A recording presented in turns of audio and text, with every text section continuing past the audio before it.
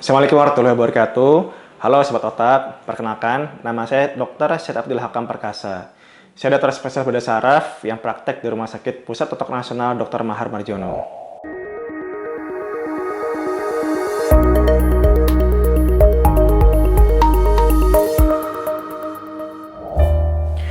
Bila kita bandingkan dengan negara maju, umumnya masyarakat apabila sudah terkena sakit kepala yang tidak membaik dengan obat penghilang nyeri, mereka akan langsung berobat ke dokter dan akan melakukan screening. Screening yang paling sederhana adalah dengan CT scan kepala. Memang hal ini barangkali belum umum di masyarakat kita dengan melakukan screening dengan CT scan kepala. Namun, perlu kita evaluasi diri kita masing-masing apabila muncul gejala seperti sakit kepala. Sakit kepala memang banyak penyebabnya. Bisa karena darah tinggi, bisa karena migrain, bisa karena tekanan dan lain-lain. Namun apabila sakit kepala yang tidak juga kunci membaik dengan obat anti nyeri, maka alangkah lebih baiknya apabila dilakukan screening dengan CT scan kepala. Setidaknya dengan CT scan kepala akan menjadi screening awal ada atau tidaknya tanda-tanda tumor pada otak. Apabila tumor otak bisa dideteksi secara dini, ketika ukuran tumor otak belum terlalu besar atau ketika tumor otak belum menekan saraf-saraf yang penting di otak, maka penanganan bisa dilakukan dengan lebih cepat dan dengan hasil luaran yang lebih baik. Ya, apabila sudah dilakukan screening, dari screening awal didapatkan adanya tanda-tanda tumor otak yang juga didukung dengan gejala yang ada, maka terapi selanjutnya dapat didiskusikan antara pasien dengan dokter. Umumnya, pasien akan berobat terlebih dahulu dengan dokter saraf.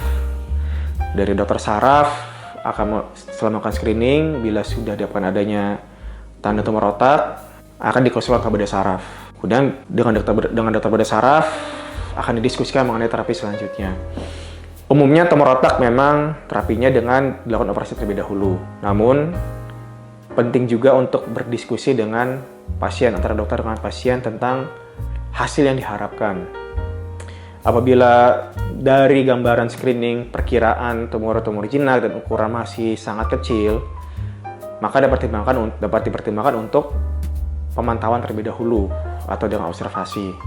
Atau apabila diperkirakan tumor adalah tumor jinak dan ukuran cukup kecil, maka terdapat alternatif terapi tanpa operasi, yaitu dengan terapi stereotaktik radiosurgery seperti Gamma Knife yang fasilitasnya sudah ada di Indonesia ini. Apabila tumornya sudah cukup besar dan memiliki gejala yang mengganggu bagi pasien, maka umumnya tumor otak perlu dilakukan tindakan operasi. Namun tentu diskusi antara dokter dengan pasien perlu dilakukan. Apa hasil yang diharapkan? Apa peluang dari luaran yang didapatkan? Kemudian setelah terapi operasi selanjutnya bagaimana?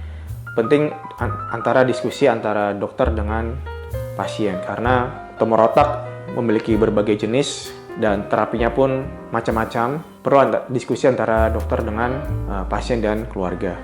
Namun yang pasti penting untuk mendeteksi secara dini adanya tumor otak. Semakin cepat dideteksi, maka peluang untuk hasil yang baik semakin besar.